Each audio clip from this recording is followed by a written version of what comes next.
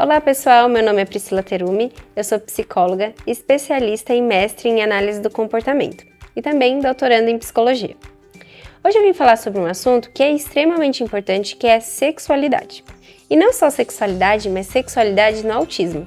E como que a gente pode trabalhar isso com os nossos alunos.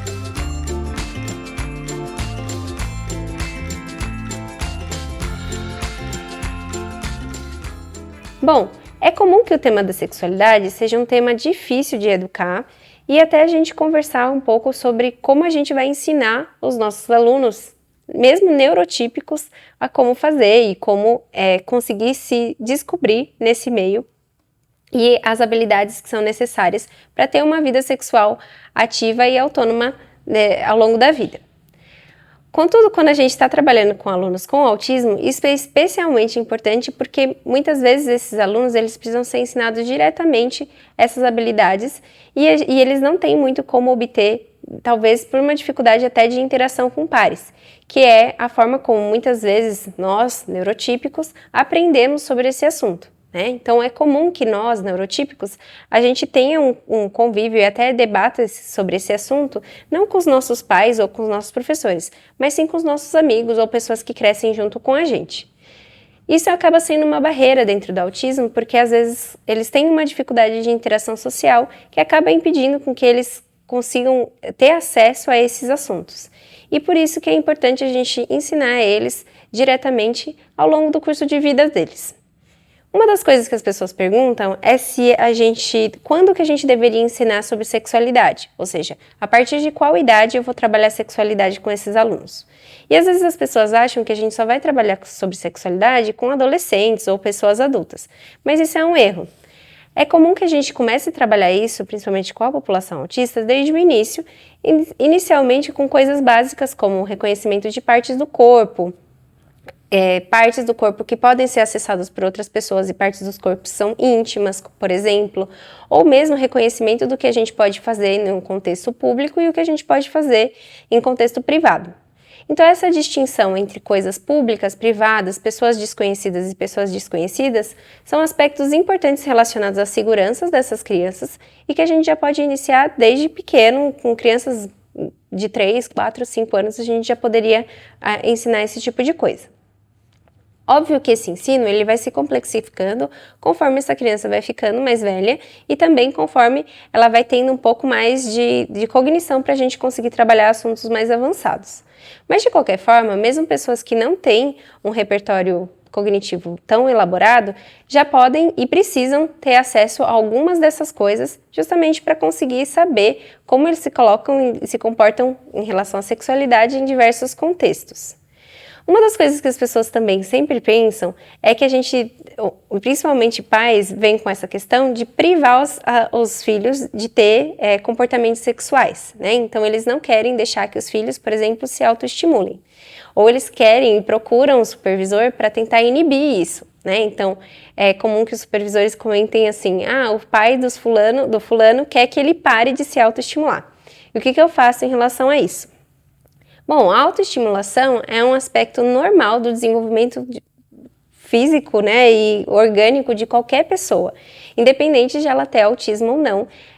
Isso faz parte do desenvolvimento dela e é uma coisa que a gente deveria apoiar, né, e entender, identificar ali, demonstrar para ela e também ajudar ela a reconhecer onde ela deve fazer e o que ela deve fazer em cada um dos contextos. A gente tem vários suportes para poder fazer esse ensino com esses alunos, como, por exemplo, as narrativas sociais, né? Então, são histórias que a gente pode mostrar para esse aluno. Tem 2 livros da Nathalie Brito que ela fala sobre isso, utilizando narrativas sociais. Então, um deles é a Maria Está Menstruada, em que ela conta a história de uma adolescente, né, em que tem a menstruação, a primeira menstruação, e o que ela faz para poder se higienizar a partir disso, né? Então, como ela demonstra ali no livro, né, como colocar o absorvente, por exemplo, na calcinha, como que ela vai conseguir reconhecer se ela precisa fazer a troca do absorvente ou não, e como que ela vai sabendo e identificando quais são os períodos do mês em que ela vai ficar menstruada. Então, esse é um jeito simples, por exemplo, de explicar, né, para os nossos alunos o passo a passo do que está acontecendo no corpo dele no caso dela, e como ela vai poder se comportar em relação a isso. Tem um livro também, que é o João Aprende sobre Intimidade, em que ele fala um pouco sobre também mudanças que vão acontecendo de acordo com estados motivacionais. Quando o João começa a ter interesse sexual, por exemplo, ele vai passando, dentro de uma história, o que vai acontecendo, quais são as mudanças que vão acontecendo no corpo dele e como que ele pode se comportar diante disso. Então, as narrativas sociais são uma boa estratégia para poder ensinar esse passo a passo sem que a gente precise efetivamente demonstrar isso através de um vídeo, mas existem estratégias com base em videomodelação também, que vão ensinando esses passo a passos também para os nossos alunos.